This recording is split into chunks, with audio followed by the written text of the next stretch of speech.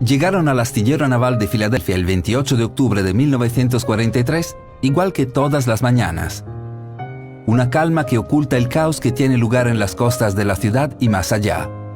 Para ese año, la participación de Estados Unidos en la Segunda Guerra Mundial había alcanzado un punto álgido cuando una feroz batalla naval entre barcos aliados y submarinos alemanes surgió en el Atlántico. La gravedad de este conflicto significó que el 28 de octubre no fuera una mañana cualquiera en Filadelfia, sino la combinación de meses y años de investigación ultrasecreta llevada a cabo por el gobierno de Estados Unidos con la intención de apoderarse de la superioridad naval de una vez por todas. Evidentemente, el ejército de los Estados Unidos, junto con algunas de las mentes científicas más importantes del mundo, hombres como Nikola Tesla y Albert Einstein, habían estado trabajando en una nueva tecnología que haría invisibles sus naves. Una especie de dispositivo de camuflaje de las páginas de ciencia ficción. Todo lo que quedaba era comprobar si sus cálculos eran correctos, para comprobar si, de hecho, la tecnología funcionaría realmente. Esta prueba se conocería infamemente como el Experimento Filadelfia.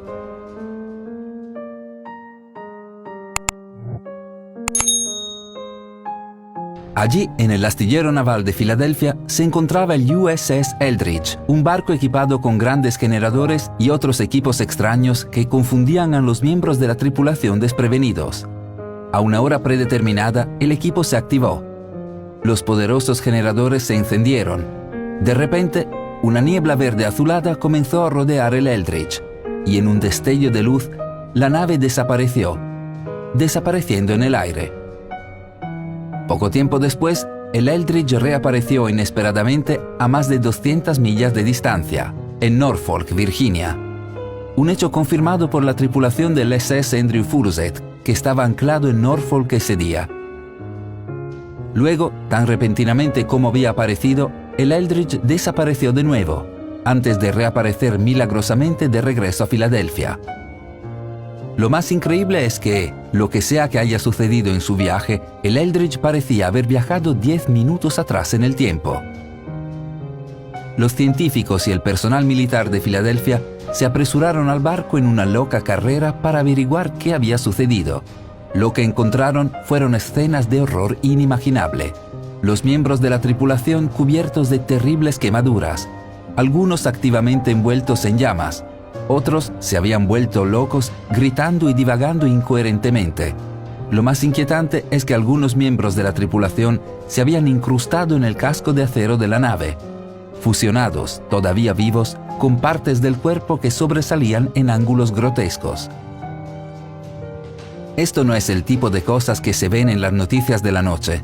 De hecho, lo que sea que sucedió ese día fatal en Filadelfia, supuestamente causó que el gobierno abandonara el proyecto e intentara eliminar todo registro de que el experimento Filadelfia alguna vez tuvo lugar. Y podrían haber tenido éxito, si no fuera por un autor excéntrico llamado Morris K. Jessup y las curiosidades de las circunstancias. En 1955, Jessup escribió un libro llamado El caso del ovni, que hablaba de antigravedad, electromagnetismo y superciencia prehistórica, convirtiéndolo en una celebridad entre los teóricos de la conspiración. Tal vez en consecuencia, en 1956, Jessup recibió la primera de las que se convertirían en más de 50 cartas escritas a mano de un hombre que se hace llamar Carl M. Allen. En las cartas, Allen afirmó haber sido miembro de la tripulación del USS Eldridge el día en que tuvo lugar el experimento Filadelfia. Describió cómo la nave había sido teletransportada a través del tiempo y diferentes dimensiones, encontrándose con lo que Allen describió como extraterrestres en el camino. Conmocionado por lo que Allen estaba diciendo, Jessup intentó repetidamente investigar las afirmaciones, rogándole a Allen que proporcione evidencia física. Pero al no encontrar nada tangible para corroborar la historia, parecía que Jessup tendría que darse por vencido y descartar a Allen como un loco más. Eso fue hasta 1957, cuando la Marina de los Estados Unidos se puso en contacto con Jessup y le pidió que viajara a Washington, D.C. para una reunión con funcionarios gubernamentales y militares de alto rango. Aparentemente, la Oficina de Investigación Naval había recibido un paquete que contenía una copia del libro de Jessup con una serie de notas escritas a mano garabateadas dentro. La nota hablaba de tecnología extraterrestre y viajes en el tiempo. Mientras que la escritura de las notas estaba diseñada para dar la impresión de que fueron escritas por 3 autores diferentes, Jessup reconoció de inmediato que las 3 fueron realizadas por Carl M. Allen. Después de un interrogatorio intensivo, Jessup dejó DC y regresó a casa, confundido en cuanto al interés de la Marina en afirmaciones tan increíbles y sin fundamento. Aún más curioso, poco después, la Marina publicó 127 copias del libro de Jessup con las notas escritas a mano de Allen incluidas. Luego, en 1959, apenas 3 años después de que comenzara su correspondencia con Allen, Jessup fue encontrado muerto de un aparente suicidio. Mientras Allen continuó enviando cartas a sus amigos y familiares, detallando sus experiencias con el experimento Filadelfia durante muchos años después, la historia se desvaneció de la memoria, ignorada, olvidada, solo otra teoría de la conspiración. La historia del experimento Filadelfia en realidad se remonta a mucho más allá de 1943 e involucra algunas de las mentes más grandes de la historia, incluido el legendario inventor Nikola Tesla. Ya en 1895, Tesla había estado experimentando cómo la electricidad y los campos magnéticos podían influir en el espacio y el tiempo. En marzo de ese año, el periódico New York Herald publicó una historia curiosa, en la que un reportero había encontrado a un Tesla de aspecto desaliñado solo en un café una tarde. «Me temo», comenzó Tesla cuando fue recibido por el reportero, «que no encontrarás en mí un compañero agradable esta noche. El hecho es que hoy casi muero. La chispa saltó 3 pies en el aire y me golpeó aquí en el hombro derecho. Si mi asistente no hubiera cortado la corriente al instante, podría haber sido mi fin». Le describió al reportero cómo, al ser alcanzado por la chispa eléctrica, unos 3,25 millones de voltios lo habían sacado de su ventana espacio-temporal. Podía ver el pasado, el presente y el futuro al mismo tiempo, explicó. Parecía como si Tesla estuviera diciendo que sus experimentos habían llevado a algún tipo de presciencia o quizás incluso a algún tipo de viaje en el tiempo. Para la década de 1930, Tesla, quien ya era una leyenda, estaba trabajando en la Universidad de Chicago realizando experimentos tratando de hacer un cuerpo invisible a través de la electricidad. Este fue el trabajo que se convertiría en la base del experimento Filadelfia. En 1939, el trabajo se trasladó al Instituto de Estudios Avanzados de Princeton. Fue allí donde, según los informes, Albert Einstein se unió al proyecto, junto con otros científicos destacados. Para 1941, Tesla y estos científicos estaban trabajando en el proyecto explícitamente para el gobierno de los Estados Unidos. Fueron Tesla y su equipo quienes supuestamente hicieron los cálculos, redactaron las especificaciones técnicas e incluso construyeron los generadores masivos para lo que se convertiría en el experimento Filadelfia. Pero luego, antes de que se llevara a cabo el experimento, Tesla se alejó repentinamente del proyecto, supuestamente advirtiendo a su salida de un desastre seguro si el proyecto avanzaba, debido a un problema de personal que se produciría. Tesla, un ferviente humanitario como era, no pudo soportar las horrendas consecuencias que predijo que sufrirían los miembros de la tripulación del USS Eldridge, por lo que renunció al proyecto después de hacer todo lo posible para evitar el experimento. Por supuesto, en medio de una guerra global, el gobierno de Estados Unidos no abandonó la investigación en la que había invertido tantos recursos. En lugar de cerrar el proyecto, se lo entregó a John von Neumann, una mente brillante que, a diferencia de Tesla, no estaba agobiado por reservas morales y no dudaría en lanzar la precaución al viento como lo había demostrado durante su trabajo en el proyecto Manhattan, la construcción de la bomba nuclear.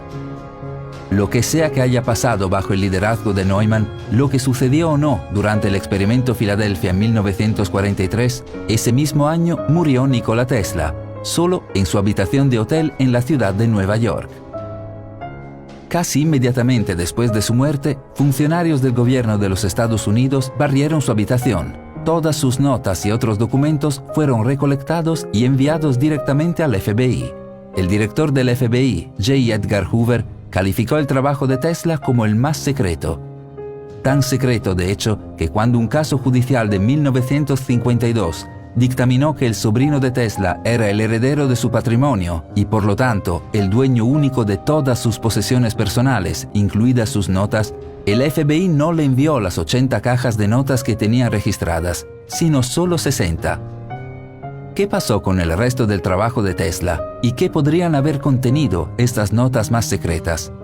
Algunos han especulado que Tesla estaba trabajando en algún tipo de rayo de la muerte que el gobierno de Estados Unidos quería para su esfuerzo de guerra y quería mantener un secreto. Pero tal vez tenga algo que ver con el experimento Filadelfia, algo que ver con las terribles advertencias de Tesla antes de dejar el proyecto y la capacidad de ver el pasado, el presente y el futuro. La pregunta permanece hasta el día de hoy. ¿Qué tipo de conocimiento más secreto tenía Tesla y quién más podría haberlo tenido?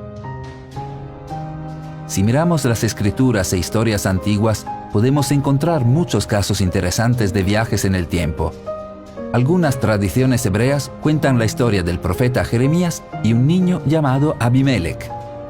El profeta Jeremías estaba sentado junto con algunos de sus amigos y había un joven que se llamaba Abimelech.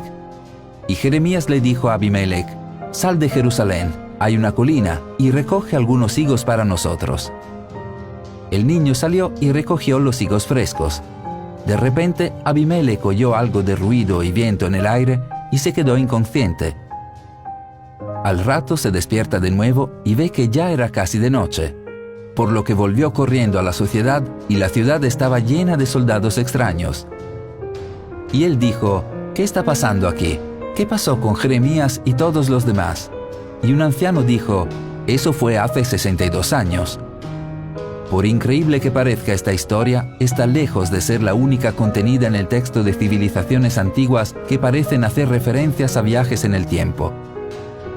Existen las tradiciones cristiana e islámica, una historia conocida como los 7 durmientes o alternativamente la cueva de Al-Kahf. En esta historia, un grupo de jóvenes se esconde en una cueva para escapar de la persecución en el año 250 de la Edad de Cristo. Cuando salieron de la cueva, habían pasado unos 300 años.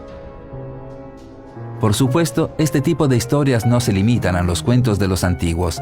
Considera lo que se conoce como la Puerta de Lordsburg, en las afueras de la ciudad de Lordsburg, Nuevo México. Según los lugareños, la puerta es un portal escondido en el desierto, el cual es el puente entre el espacio y el tiempo. Han surgido muchas historias a lo largo de décadas que describen ovnis que atraviesan la puerta.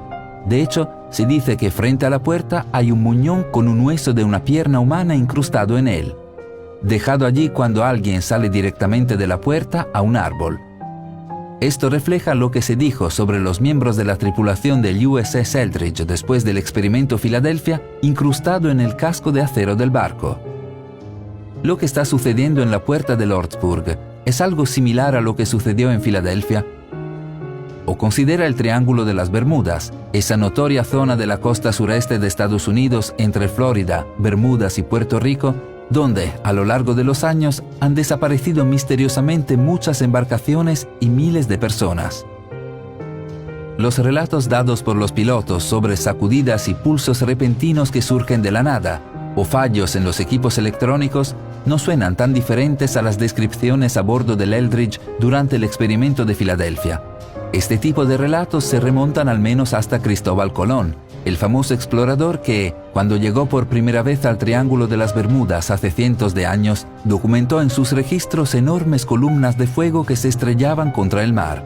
¿Recuerdas la quema de los miembros de la tripulación de Eldridge? Pero quizás los relatos modernos de anomalías y mitos antiguos no sean suficientes para convencer de la existencia del viaje en el tiempo. Quizás se necesite más evidencia tangible. Muchos sugerirían que aquí es donde entran en juego los SUPART, lo que según sus siglas traducidas significan artefacto fuera de lugar. Un UPART es un artefacto que no tiene sentido arqueológico en función del periodo de tiempo del que se descubrió que era. A lo largo de los años han aparecido muchos ejemplos. En 1991, arqueólogos en Rusia encontraron una serie de pequeños artefactos con forma de espiral en las montañas de los Urales, fechados entre 20.000 y 318.000 años de antigüedad. Había bobinas, espirales y ejes hechos de cobre, tungsteno y molibdeno.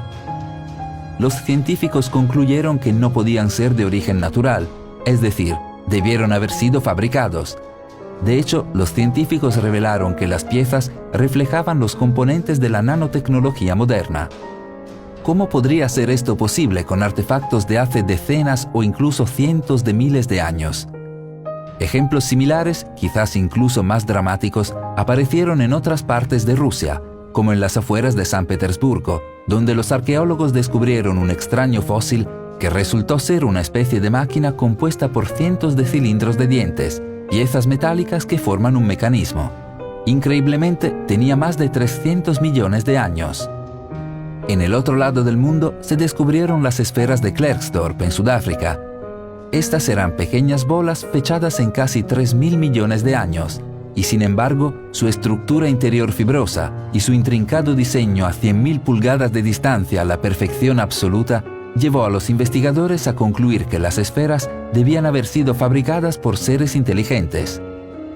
Hay quienes han argumentado que la existencia de UPARTS sugiere una especie de prehistoria, civilizaciones avanzadas y tecnología perdida en la memoria registrada.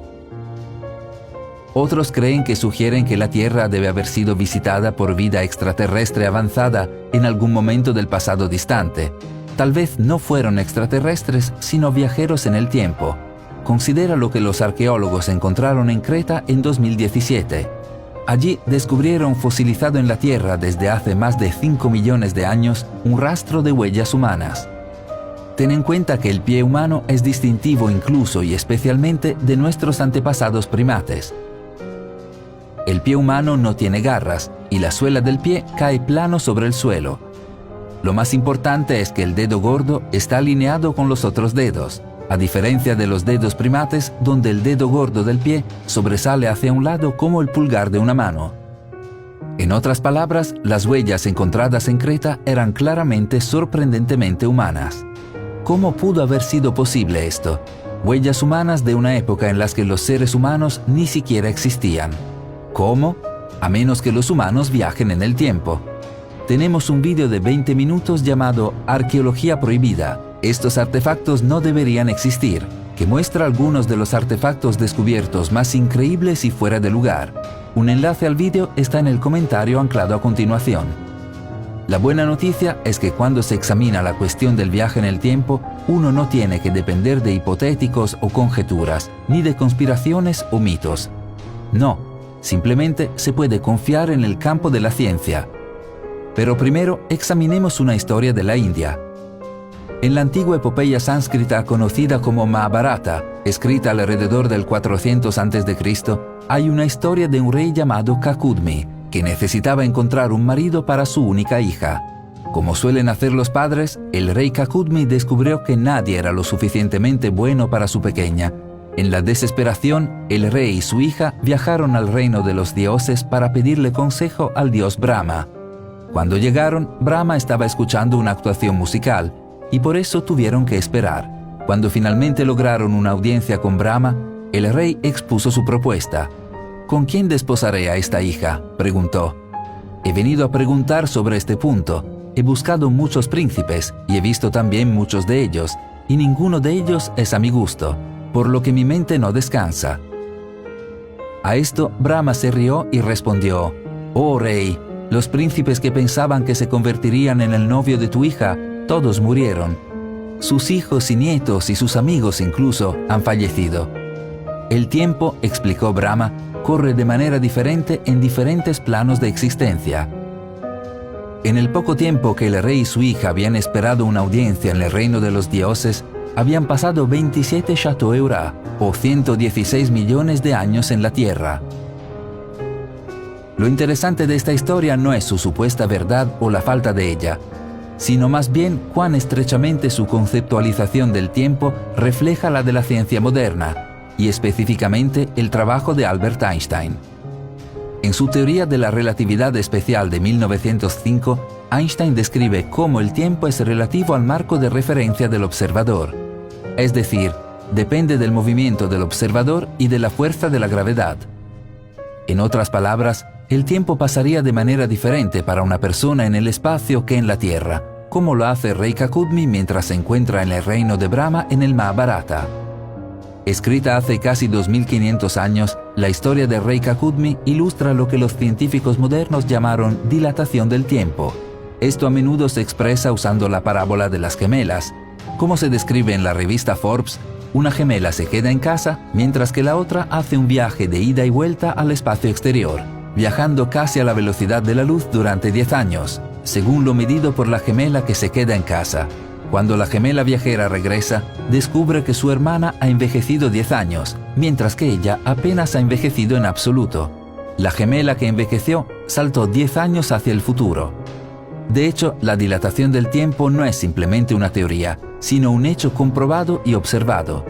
En la década de 1990, el cosmonauta ruso Sergei Krikalev pasó un récord de 803 días, 9 horas, 39 minutos en el espacio a bordo de la Estación Espacial Internacional. Cuando finalmente regresó a la Tierra, los científicos descubrieron que había viajado 0,02 segundos hacia el futuro debido a la velocidad de la estación espacial en relación con la Tierra. 10 años después de su teoría de la relatividad espacial, Einstein expandió sus pensamientos a través de su teoría de la relatividad general. Allí, Einstein describió la estructura del universo como espacio-tiempo de 4 dimensiones. Según Einstein, el tiempo y el espacio son maleables, es decir, responden a la presencia de materia al deformarse, doblarse, expandirse y contraerse. De esta manera, el espacio-tiempo se puede plegar creando un atajo entre dos ubicaciones diferentes, un fenómeno conocido como agujero de gusano, simplemente un embudo con dos extremos que emergen en dos puntos diferentes del espacio-tiempo. Los pensamientos de Einstein sobre la relatividad general y espacial formaron la base de la ciencia moderna del viaje en el tiempo que se movió a través de muchas encarnaciones desde principios del siglo XX. En 1937, un físico escocés llamado William Jacob van Stockum aplicó la teoría de la relatividad a lo que él llamó arrastre de cuadros. En esencia, Stockum afirmó que al usar un cilindro infinitamente largo y extremadamente denso y rotarlo como un poste de barbería, el cilindro podría hacer para arrastrar el espacio-tiempo con él. En tal situación, se puede crear un camino en el espacio-tiempo de 4 dimensiones que comienza y termina en el mismo punto. Esto fue descrito por Kurt Gödel en 1949 como una curva de línea de tiempo cerrada que viaja a través del tiempo al emprender un camino y regresar al momento exacto en el que comenzaste. Un poco como volar tan al oeste que estás de regreso en el este. En la década de 1980, científicos como el físico teórico Kip Thorne estaban construyendo teorías sobre cómo una boca de un agujero de gusano podría mantenerse fija mientras la otra se mueve a una velocidad cercana a la de la luz para crear una máquina del tiempo. En los tiempos modernos, los científicos han seguido ampliando el trabajo de sus predecesores, desarrollando teorías sobre el viaje en el tiempo y quizás acercando cada vez más el acto que antes se creía imposible. De hecho, en 2020, la mayoría de los principales medios de comunicación informaron de un gran avance. Un astrofísico estadounidense llamado Ron Mallett aparentemente había encontrado una manera de viajar en el tiempo, y no solo había escrito una ecuación matemática con la que hacerlo, sino que había construido un prototipo. Es decir, no solo estaba lidiando con un hipotético, en realidad había construido una máquina del tiempo. Ampliando la teoría de la relatividad general de Einstein, Mallett conjeturó: si puedes doblar el espacio, existe la posibilidad de que tuerzas el espacio. En la teoría de Einstein, lo que llamamos espacio también implica tiempo, por eso se llama espacio-tiempo. Cualquier cosa que hagas con el espacio también le pasa al tiempo. El prototipo de Mallett usaba láseres para generar un haz de luz circulante. El espacio dentro del anillo de láseres se retorcía como si se removiera una taza de café. Según Mallett, dada suficiente intensidad láser y un espacio lo suficientemente pequeño, debería ser posible alterar el espacio y el tiempo como se describe. Si el espacio se tuerce lo suficiente, esta línea de tiempo lineal se torcerá en un bucle. Si el tiempo de repente se tuerce en un bucle, eso nos permite la posibilidad de viajar al pasado. Es interesante notar lo que lanzó a Mallett en el camino hacia esta increíble investigación potencialmente innovadora. Como él describió, cuando tenía 11 años, me encontré con el libro que cambió todo para mí. Eso fue La máquina del tiempo de H.G. Wells. Escrita en 1985, La máquina del tiempo generó generaciones de libros, películas y programas de televisión de ciencia ficción. En otras palabras, incluso un pensador de alto nivel como Ron Mallett, un hombre que trabaja conceptos que la mayoría ni siquiera podría imaginar, está impulsado en parte por una maravilla infantil ante la posibilidad de viajar en el tiempo. Esa sensación que todos tenemos cuando leemos Wells o vemos Regreso al futuro por primera vez. Es innegable que hay una especie de romance en la idea del viaje en el tiempo que atrae tanto al genio como a la persona común. Solo considera a Stephen Hawking, quizás el pensador más grande de nuestro tiempo, que se entrega a una astucia infantil en lo que respecta al viaje en el tiempo. En 2009, Hawking organizó una fiesta en la Universidad de Cambridge con globos, un gran buffet y champán con hielo. Hawking, con smoking, explicó con picardía: «Me gustan los experimentos sencillos y el champán». Para comprender el experimento del que estaba hablando, basta con mirar la invitación de la fiesta. Le invitamos cordialmente a una recepción para viajeros en el tiempo organizada por el profesor Stephen Hawking, que se celebrará en la Universidad de Cambridge, Gonville y Caius College, Trinity Street, Cambridge. Se lee sumando la latitud y la longitud, así como la fecha. De manera crucial, Hawking envió las invitaciones a la fiesta después de que se llevó a cabo, para que solo los posibles viajeros en el tiempo pudieran asistir agregando descaradamente la invitación. No se requiere RSVP. Como explicó Hawking mientras esperaba con una copa de champán, espero que las copias de la invitación de una forma u otra sobrevivan durante muchos miles de años. Tal vez algún día alguien que viva en el futuro encuentre la información y use una máquina del tiempo de agujero de gusano para volver a mi fiesta, demostrando que algún día será posible viajar en el tiempo. Desafortunadamente para Hawking, ningún viajero del tiempo se presentó a la fiesta, aunque esto no le amargó el estado de ánimo. «Qué lástima», bromeó. «Esperaba que una futura Miss Universo entrara por la puerta». Quizás la mayoría de ustedes está pensando que, si viajar en el tiempo es posible, entonces, ¿por qué ninguno de nosotros ha regresado en el tiempo para ganar la lotería y convertirse en millonario? Bueno, hay una historia interesante de un hombre que podría haber hecho precisamente eso, no en la lotería, sino en el mercado de valores. En marzo de 2003, el FBI arrestó a un hombre de 44 años llamado Andrew Carlson, que acababa de disfrutar de la carrera más afortunada en la bolsa de valores de la historia. En tan solo 2 semanas convirtió una inversión de $800 en 350 millones. Naturalmente, esto llamó la atención de las autoridades, pero en lugar de la negación habitual, Carlson sorprendió al FBI con una confesión completa de 4 horas.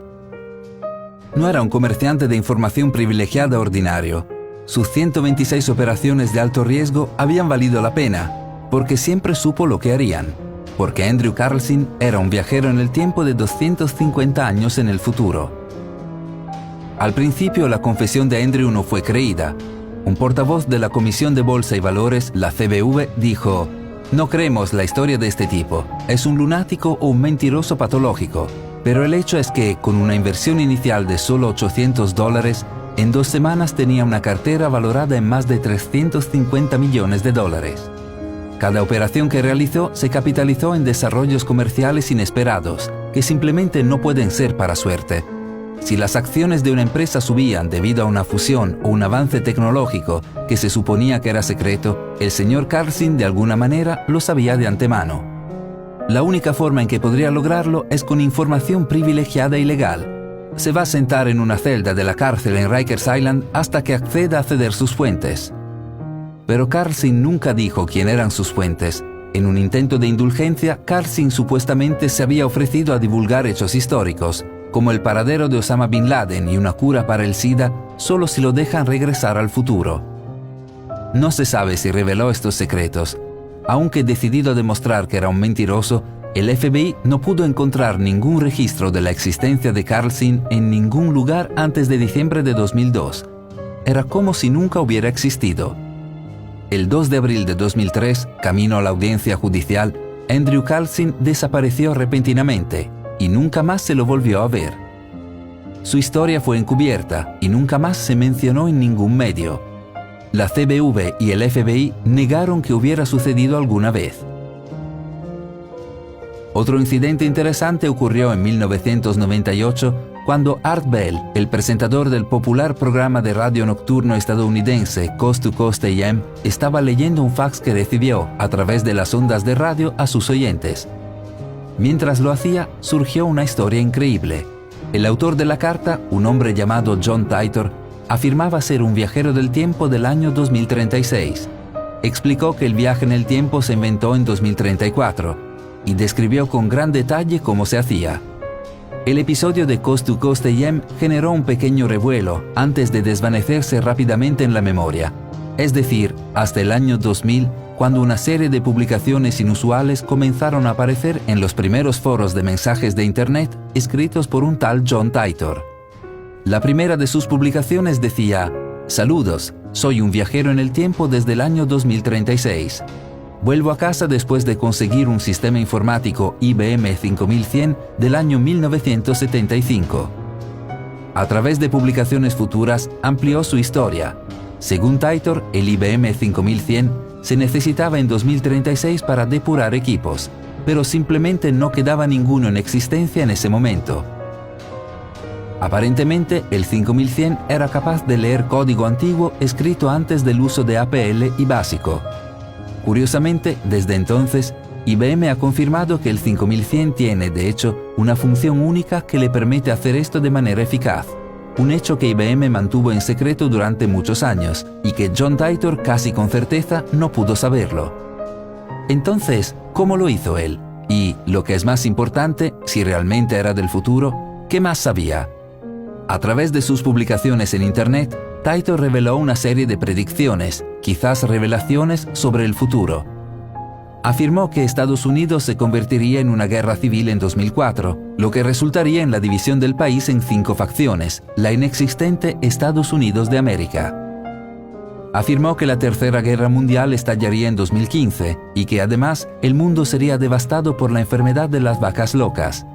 En otras palabras, probablemente no era un viajero en el tiempo real, ya que estas profecías resultaron incorrectas, excepto en una de sus publicaciones. Titor dijo lo siguiente: «En lo que respecta al futuro, su línea mundial es aproximadamente un 2,5% diferente a la mía. Esta es una medida acumulativa aproximada basada en mi llegada en 1975. Por lo que puedo decir en este momento, se dirigen hacia los mismos eventos que yo llamaría mi historia en 2036. Revisa las predicciones de Titor con esto en mente. No, una guerra civil americana no estalló en 2004, excepto que fue el año en que George Bush fue reelegido para la presidencia cuando millones marcharon a las calles contra su guerra en Irak. Este fue quizás el comienzo de un periodo de crecientes disturbios civiles que llevaron a ocupar Wall Street, a Black Lives Matter y a Donald Trump, un periodo en el que ahora Estados Unidos está más polarizado que nunca, fracturado en camarillas regionales y políticas. Quizás la afirmación de Titor fue más correcta de lo que podría haber parecido, pero seguramente se equivocó acerca de la Tercera Guerra Mundial a partir de 2015, excepto que solo un año después, Donald Trump fue elegido presidente de los Estados Unidos y su administración lanzó una guerra comercial con China. Si va a haber una Tercera Guerra Mundial, es muy probable que las dos superpotencias mundiales de Estados Unidos y China jueguen un papel prominente. Tal vez una guerra comercial sea simplemente la salva inicial de una guerra real, o tal vez, con la existencia de las armas nucleares, una guerra económica es la única guerra posible para luchar. Por último, la predicción de Titor de que el mundo sería devastado por la enfermedad de las vacas locas debería ser sencilla para quienes viven en un mundo devastado por la pandemia del COVID-19. Quizás John Titor realmente sabía lo que le depararía el futuro, ajustado en aproximadamente un 2,5%. ¿Podría realmente haber sido un viajero en el tiempo? Es interesante volver aquí a las palabras de Al Bielek, el hombre que afirmó haber estado entre la tripulación del USS Eldridge durante el experimento Filadelfia. Describió que durante el tiempo que pasó en 2137, los médicos le dijeron que la mayoría de las costas de la costa oeste y sureste de los Estados Unidos estaban bajo el agua. 30 años después de que Bielek hiciera esta declaración, muchos científicos se resignaban por el hecho de que este será el resultado inevitable del cambio climático. Es imposible saber si hombres como John Titor y Al Bielek eran de hecho viajeros en el tiempo, Imposible saber cuánta verdad contienen realmente las historias de conspiración moderna y textos antiguos. Pero una cosa parece segura: si los científicos modernos van a descubrir los secretos de viajes en el tiempo, es posible que quieran darse prisa o que no quede mucho para viajar.